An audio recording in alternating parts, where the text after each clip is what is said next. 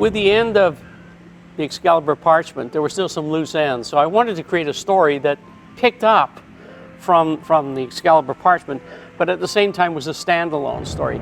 But there were still some unanswered questions. What about Stone and Mandy? Will they ever get together? What about Hugh? Does he recover from his wounds? So there were some loose threads. What did happen to the Druids? And then history has always been fascinating for me. So I love the way history wafts its way through society today, and you can see the tendrils sort of taking place.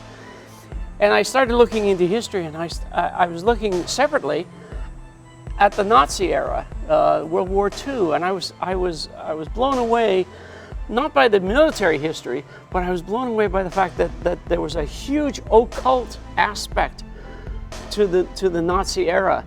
Hitler and Himmler were deep into the occult, and that's what drove the Nazis to look for the Ark of the Covenant.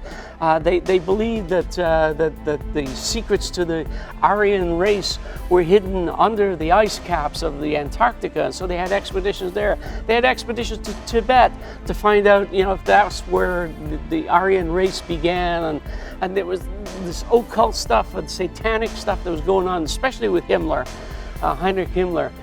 So I started thinking about all those things, and it seemed to all focus on history. Now, in the Excalibur parchment, there was that icon, Excalibur, and without being too much of a spoiler, that is taken care of. So they need a new. The Druids are still around, still have this lust, this driving power, this need to take power and to destroy Christianity, to destroy Islam, to destroy Judaism, and to bring back the old pagan gods, the gods of the underworld, and so on. Well, that's exactly what Hitler was doing. Well, one of the items that the Nazis were searching for, apart from the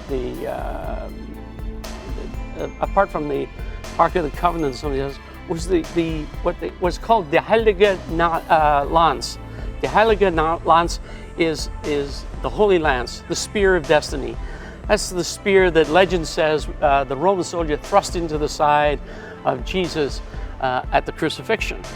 And there was this legend that was created in the medieval era that the one who controlled the lance controlled humanity, was going to be all powerful.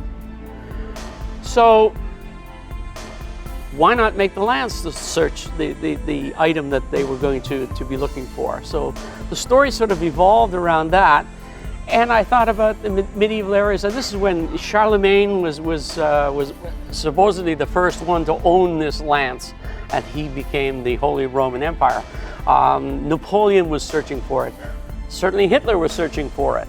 The concept of the Nazis and all throughout history, searching for these religious artifacts that would give them power, it all came back to Istanbul, and what was then called Constantinople, which is a city of incredible history, centuries of history, millennia of history, and all of the trade of that medieval time would flow through the city of Constantinople. So I knew I had to use Istanbul. I knew I had to use Constantinople as a source. The whole idea of taking the characters from Excalibur parchment, putting them into a new setting against the same enemies, the same villains, because I'd gotten sick and tired of villains always being communists, Nazis, neo-Nazis, corrupt businessmen, the church, and so on. I wanted to come up with new villains. And so my Druids are the new villains, and bringing them into the story, bringing the Excalibur parchment characters into the story, relic hunters, bringing that in, the city of Istanbul, bringing that in, putting them all together and creating the story. So that was the genesis of the Lucifer Scroll.